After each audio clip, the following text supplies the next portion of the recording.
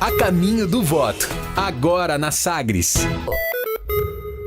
Na sua Sagres 730, em Goiânia, 7 horas e 37 minutos. Programa comigo, Rubens Salomão, com Cileide Alves. E a partir de agora, recebendo aqui no estúdio o candidato ao Senado pelo MDB, Agenor Mariano. Agenor, obrigado pela presença aqui na Sagres 730. Bom dia. Bom dia, Rubens Salomão. Bom dia, Cileide Alves. Bom dia a todos os ouvintes aqui da 730. Agenor, obrigado pela presença. Nossa série de conversa aqui com os candidatos ao Senado. O que te levou a ser candidato ao Senado? E a gente conversou com o senhor aqui mesmo no estúdio. O senhor só estava do outro lado da mesa, em outro microfone. E aí o senhor falando porque era pré-candidato àquela época e era uma pré-candidatura até antecipada, né? Tivemos candidatos ao Senado nessa eleição de 2018 que só tiveram definição na convenção ou muito próximo disso. O senhor não. Por que o senhor e o MDB decidiram com antecipação e por que o senhor, pessoalmente, quer ser e é candidato ao Senado? Bom, primeiro porque eu não tinha opção, eu era secretário, se eu não desincompatibilizasse... Tinha que falar antes, né? Eu não poderia ser candidato. Quando eu me desincompatibilizei, todo mundo queria saber por que eu deixei a Secretaria de Planejamento. Eu deixei porque a legislação fala que você precisa deixar 6 meses antes do período eleitoral. E se eu estou deixando 6 meses antes do período eleitoral, porque nesse momento, não tinha certeza, não tinha garantia de nada, mas tinha um interesse em ser candidato a senador. Então, eu deixei lá, acho que não falha a memória, no dia 4 de abril, mais ou menos, nós deixamos a Secretaria de Planejamento. E de lá para cá, viemos trabalhando a pré-campanha no partido. Sabíamos que se fazia necessária a possibilidade de alianças, fortalecimento do grupo político, né? E se houvesse situações que pudessem comprometer as alianças, evidentemente que nós abriríamos mão de vagas para viabilizar a aliança. A aliança aconteceu e houve a possibilidade de existir uma vaga, né, no qual uma vaga está sendo ocupada pelo Vanderlan e a outra vaga foi ocupada por mim como candidato a senador nessa coligação Daniel Vilela. Pois é, nessa chapa, como é que o senhor avaliou a saída do Pedro Chaves? Uma decisão de fórum íntimo, pessoal, que ele inclusive divulgou nas redes sociais. Ele já estava há 6 mandatos no Congresso Nacional, não almejava mais ser candidato a deputado federal. Que foi pré-candidato ao Senado durante a pré-campanha do Daniel, andou com o Daniel, né? Justamente comigo, né? E nós dois também. Né? Ele andou com o Daniel e comigo. Nós dois viajamos para os mesmos lugares durante todo esse período dos 4 meses. E, evidentemente, chegou, na minha opinião, por conta do histórico político do Pedro Chaves, e, aliás, diga-se de passagem, muito bem sucedido, um deputado que foi sempre muito bem avaliado, em todas as avaliações que foram feitas nesse período que ele esteve no Congresso, muito querido por todos internamente dentro do partido. Tanto quanto discreto, né? Discreto e tudo mais. Na minha opinião, do ponto de vista até de preferência, vamos chamar assim, eu acho que o Pedro tinha preferência se realmente quisesse ser candidato. Mas ele refletiu melhor, a gente chega na hora de tomar a decisão, né? Conversamos muito, nós 3, e ele entendeu que talvez fosse melhor nesse momento vir para a coordenação da campanha, poder utilizar da experiência que ele tem junto aos prefeitos, que ele conhece tudo, e poderia ser muito útil na coordenação, como está sendo, um grande coordenador geral de campanha. Candidato, o senhor já foi vereador, já foi vice-prefeito, está na prefeitura, né? Quer dizer, estava até agora no início da desincompatibilização e agora é candidato a senador e está falando que o senhor é o novo na propaganda. Como é que é o novo? O que significa novo para o senhor? Bom, eu vou responder essa sua pergunta. Primeiro o seguinte, vamos supor que eu ganhe a eleição. No dia que eu pôr meu pé lá no Senado como senador, eu vou ser considerado novo ou vou ser considerado veterano? Porque eu nunca tive no Senado. Eu nunca fui candidato a senador. Eu nunca fui candidato disputando diretamente o voto como candidato majoritário. Os cargos têm competências diferentes, atribuições diferentes, apesar que todos eles são eletivos, mas as suas funções são diferentes. Então, quando eu nunca participei, ao contrário de alguns concorrentes meus, eu nunca estive no Senado, nunca disputei eleição para Senado, eu me dou o direito de me considerar novo para essa função da qual eu estou disputando. E na política o senhor é novo? Não, na política não, até porque política eu não preciso nem ocupar cargo. Lá quando você é presidente de DCE da faculdade, você já é um indivíduo que está fazendo política. E eu já fui presidente de DCE da faculdade há 20 e tantos anos atrás, já fui candidato a vereador e não ganhei, já fui candidato a vereador e ganhei, já fui secretário, aliás, sempre conhecido na política como muito mais um cara da área técnica do que da área política. Até se você observar as funções que eu já ocupei, de cargo de confiança, foi secretário de administração e secretário de planejamento. Né? Então, no meio aí dos nossos colegas, do partido, eu sou visto muito mais como um técnico do que como um político. Aliás, não que seja demérito, a política é muito bacana e acho que ela precisa ser praticada. O problema é que, talvez hoje, no imaginário popular, Cileide, os eleitores hoje, quando fala político, talvez imaginam uma coisa pejorativa, porque isso foi construído, infelizmente, por alguns ao longo dos últimos anos. Qual que é a sua formação, Agenor? Administração de empresa. Formado curso superior nessa área? Há mais de 20 anos. Tá. Né? Inclusive, quando fui secretário de administração, no primeiro governo do Íris lá em 2005, foi também uma indicação do Conselho Regional de Administração para que tivéssemos um administrador ocupando uma secretaria de administração. Bom, chegando ao Senado, quais são suas prioridades? Que projeto o senhor pretende apresentar? O que o senhor pretende fazer como senador?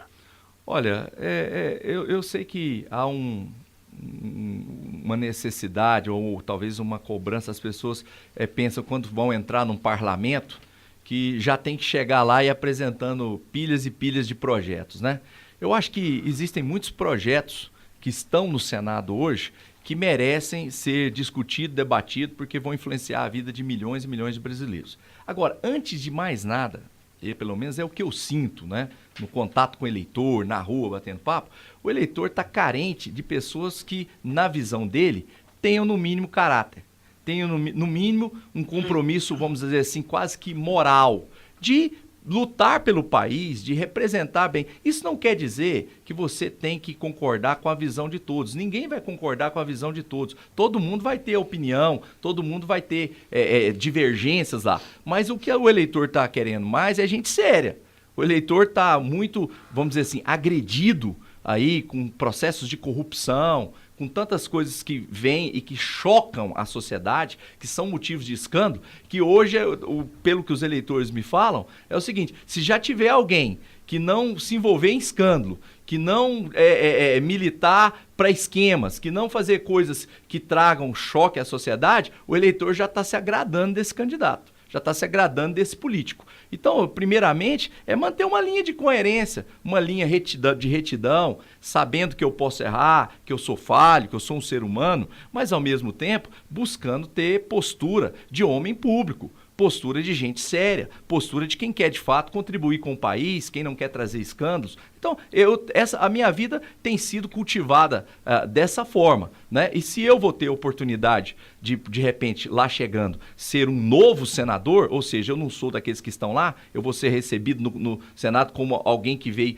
que renovou, que é novo senador, eu preciso ter comportamento, não de novo de idade, eu preciso ter comportamento de novas práticas políticas, comportamento, sinceridade, mesmo que isso me custe voto, né? Então, é a forma como eu tenho imaginado chegar até lá, Rubens Salomão. Pois é, e isso não é obrigação, Agenor. Entendo a situação de insatisfação do eleitor, mas ser coerente, não se envolver em atos, não é obrigação? Total. O problema é que nós estamos assistindo no jornal que as pessoas não fazem a obrigação deles, aí. Pois é, aí então... o senhor apresenta só isso na campanha? Não tem proposta, temas que o senhor pretende levar ao Senado? Não, tem, claro. Eu disse para você que hoje, nesse momento, o eleitor hoje ele tá muito focado nessa questão do comportamento, como é que é a sua ficha.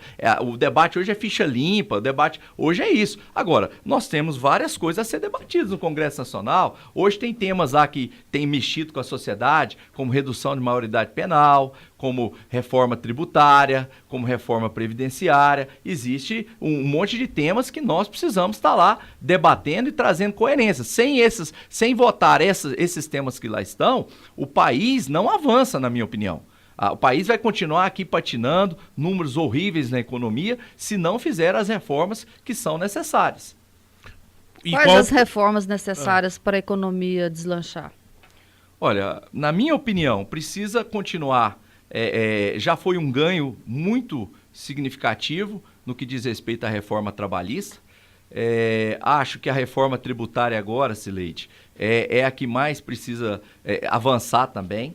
Acho que a reforma política precisa acontecer. Não dá para, dentro de um sistema democrático, não dá para um presidente, não dá para um Congresso Nacional militar, na minha opinião, sobre as questões do país, com tantos partidos, né? Quase 40 partidos hoje no Congresso. O eleitor ele não consegue, por exemplo, separar as questões ideológicas, não sabe o que pensa cada partido. Por hora também, nós, os candidatos, aqueles que se filiam aos partidos, ficam muito mais preocupados se é fácil ou difícil ganhar a eleição. Ou seja, qual que é o partido que é mais fácil eu ganhar a eleição? Aí ele faz umas continhas matemáticas de coeficiente e tudo mais. Bom, então é nesse que eu vou filiar. Ou seja, compromisso ideológico zero. Então, se não tem compromisso ideológico, para que servem os partidos?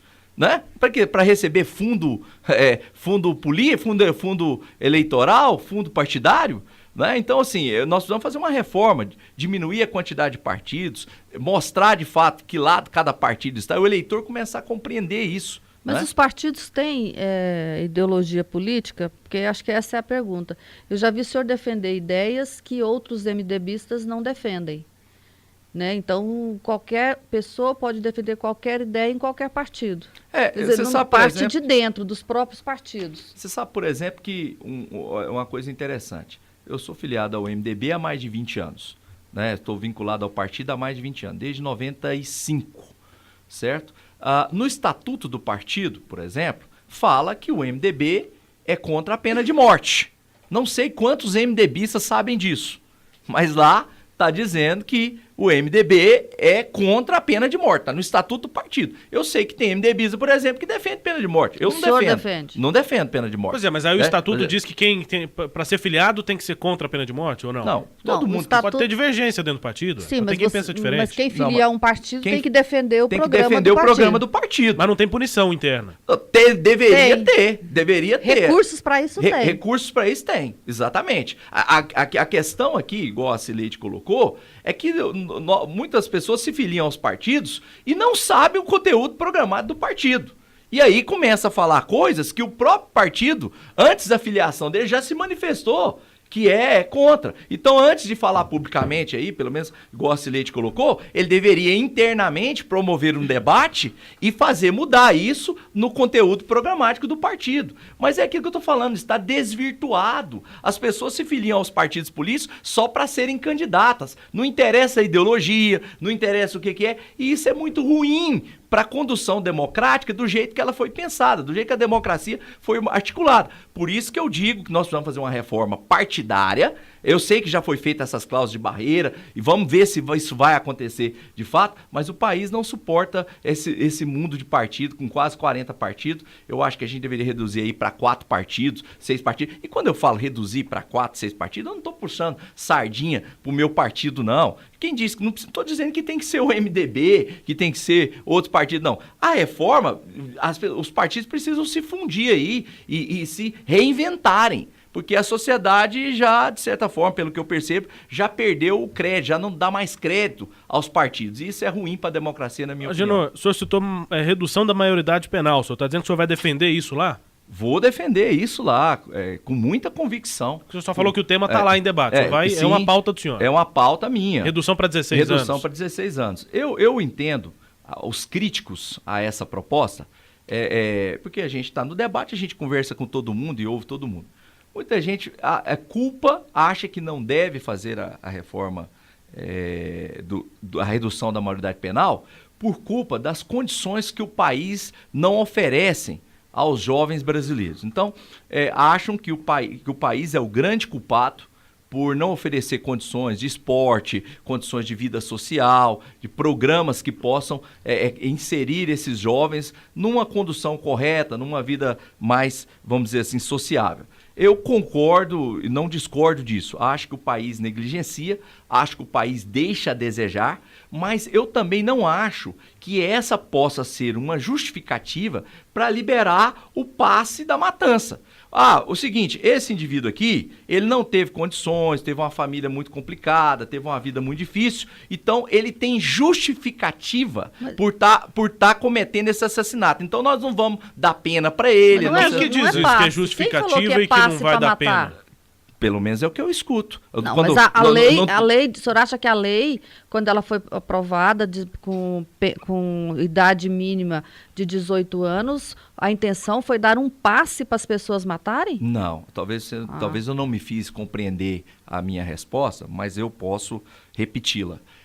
Eu disse que aqueles que são contra a redução da maioridade penal, aqueles que não querem que saia de 18 para 16 anos, alegam que esses que estão com 16, 17 anos não podem ser penalizados, não querem que traga a penalidade para eles, porque eles têm uma justificativa de não terem tido por parte das políticas governamentais o verdadeiro cuidado que eles deveriam ter e que por isso que eles são criminosos. E que por isso que eles matam. Eu disse que eu até não discordo disso. Acho que o país deixa a desejar. Acho que o país não tem verdadeiramente políticas que possam tirar a juventude mais pobre ou aqueles que cometem assassinato, mesmo que são ricos, de processos assim. Agora, o que eu estou dizendo é que isso, na minha opinião, não justifica para que ele possa matar e continuar solto. E não seja apenado pelo aquilo que fez. Agora, ele já tem tanta ciência disso que ele sabe que se ele matar, ele não vai ser preso. Como é que ele não tem consciência? É a mesma coisa. Se você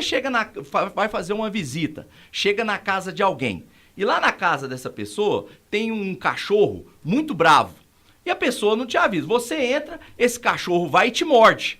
Aí a hora que o cachorro te morde, as pessoas vão lá te acudir, aí vão dizer assim, Cileide, você desculpa, mas é porque o treinador dele... esse cachorro é muito indócil e a gente contratou um treinador que era para ter visto semana passada, mas infelizmente teve um problema, não veio. Por isso que o cachorro te mordeu. Peraí, por isso que o cachorro me mordeu? O jovem de 16 anos é igual um cachorro? Por que esse cachorro não está amarrado? Não, eu não disse isso, você que está dizendo. Não, tô perguntando. Por que esse cachorro não está amarrado? Essa pergunta, não há nexo causal. O exemplo que eu estou dando aqui, Rubens Salomão, é sobre o comportamento. E utilizei um cachorro que, ao morder uma pessoa, não pode ser a justificativa de estar mordendo a pessoa porque não tinha treinamento. Ele devia estar amarrado, devia estar preso. Se o cachorro é bravo... de pessoas, não de cachorro. Não entendi o exemplo.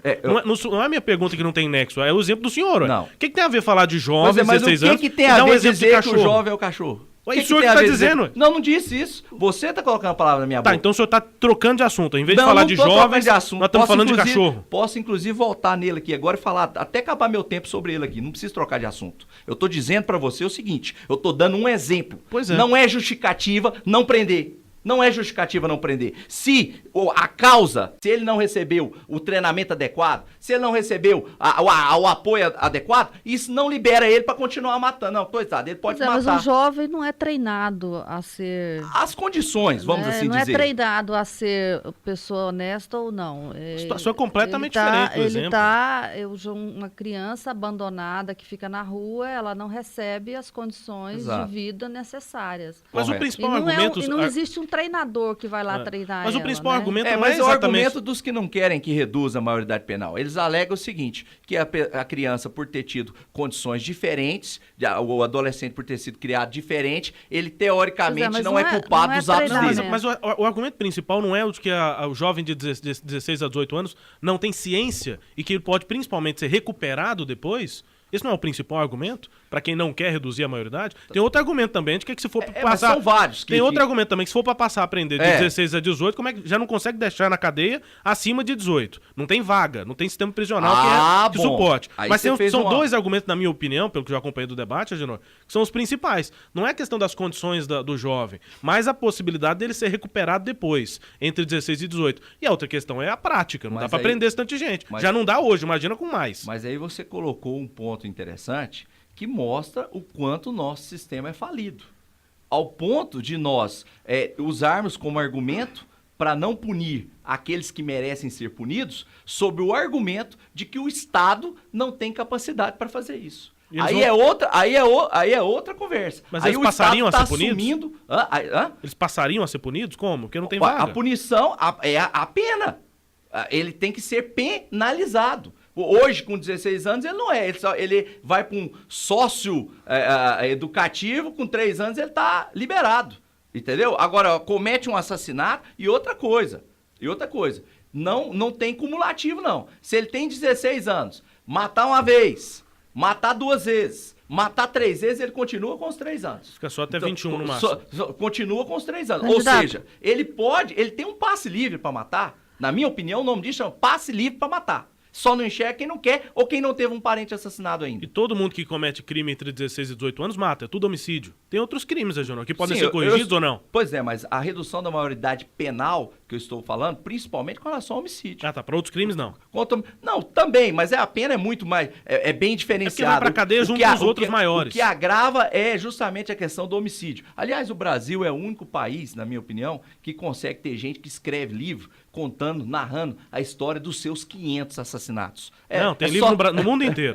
Tem no mundo de inteiro. 500 eu só vi no Brasil. Não, serial killer tem no mundo inteiro. O senhor que faltou pesquisar. De 500 assassinatos? Ué, mas tem 500 assassinatos, tem gente no Não, mundo eu inteiro. quero saber Na de Europa 500 tiveram serial assassinatos. killers que mataram mais de 200. Tem 500 uma mulher na Europa... 500 assassinatos? Candidato, o senhor falou em mudanças no Congresso para promover o desenvolvimento da economia. E aí eu perguntei quais seriam, o senhor citou a reforma tributária e também a reforma política. Tem mais alguma coisa ou são só essas reformas? Eu acredito, Cileide, que a reforma tributária, nós precisamos, eu observo, quem compra uma pasta de dente ou outro produto, usei apenas como exemplo, que ganha um salário mínimo, paga o mesmo imposto de quem ganha milhões.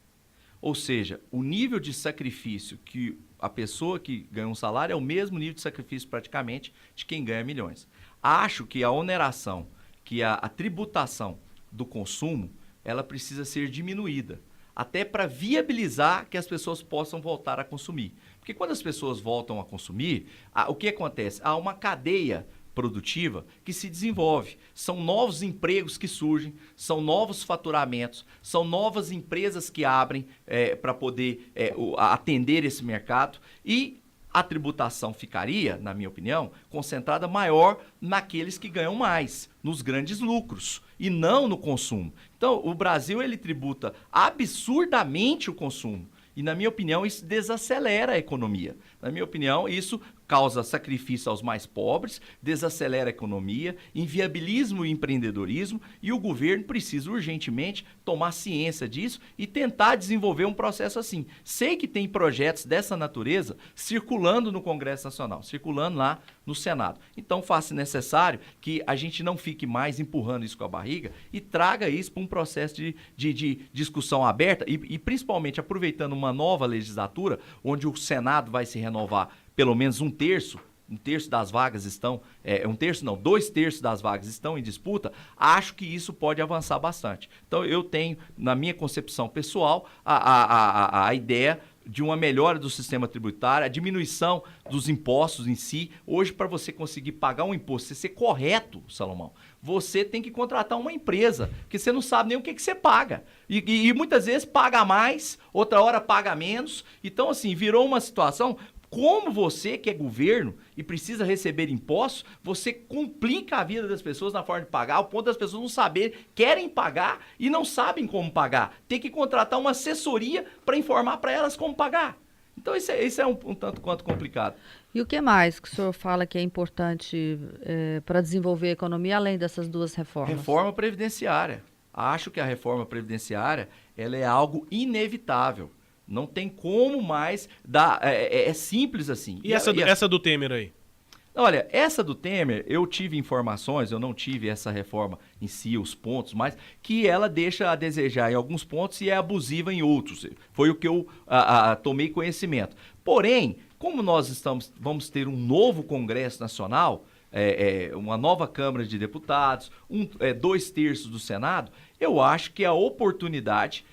que vão entrar agora a partir de fevereiro do ano que vem, para poder pegar essa reforma que está lá no Congresso e ver se ela é a reforma ideal ou não para o país. Eu acho que a reforma ideal para o país é uma reforma que consiga equalizar a questão fiscal contábil do ponto de vista do pagamento futuro das aposentadorias, aliado a um processo que diminua a chamada perda de direitos dos trabalhadores, daqueles que já estão no sistema. Eu vou dar um exemplo para você. Eu tenho 44 anos de idade e eu já estou com 31 anos de serviço.